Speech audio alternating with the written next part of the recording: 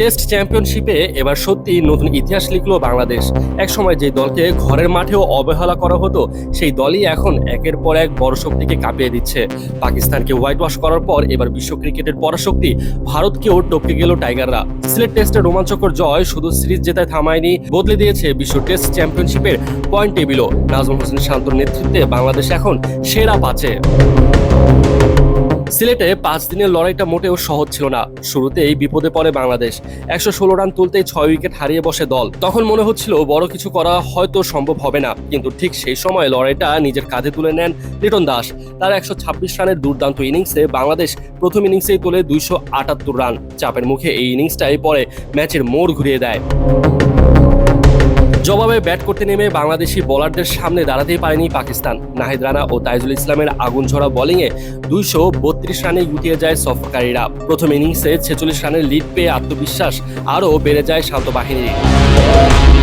দ্বিতীয় ইনিংসে আবারও ব্যাট হাতে জ্বলে ওঠেন অভিজ্ঞ মুশফিকুর রহিম। তার অসাধারণ 137 রানে ভর করে বাংলাদেশ দাঁড় করায় 390 রানের বিশাল সংগ্রহ।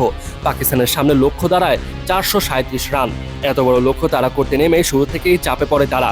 শেষ পর্যন্ত তাইজুল ইসলামের ঘূর্ণিতে ধসে যায় পুরো ব্যাটিং লাইন আপ। একাই 6 উইকেট শিকার করে বাংলাদেশকে এনে দেন 78 রানের দাপুটে জয়।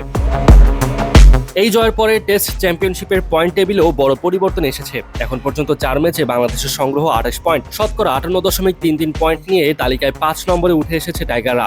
পিছিয়ে পড়েছে ভারত, পাকিস্তান, ইংল্যান্ড ও ওয়েস্ট ইন্ডিজ। বাংলাদেশের উপরে আছে কেবল অস্ট্রেলিয়া, নিউজিল্যান্ড, দক্ষিণ আফ্রিকা ও শ্রীলঙ্কা। ঢাকা টেস্টে জয়ের পর অধিনায়ক নাজমুল হোসেন শান্ত সতীর্থদের উদ্দেশ্যে বলেছেন, সবাই সবাইকে হেল্প করি, ওই কষ্ট করার মন মানসিকতা যেন থাকে। খুবই ভালো খেলছি, ওয়েল ডান, সবাই মিলে খুব ভালো খেলছি। নেক্সট ম্যাচের জন্য আমরা যেন আবারও ধীরে ধীরে প্রস্তুতি নেই, কারণ টেস্ট চ্যাম্পিয়নশিপের খেলা। এক একটা টেস্ট ম্যাচ খুবই গুরুত্বপূর্ণ, বিশেষ করে হোমে যেগুলো আমরা খেলছি।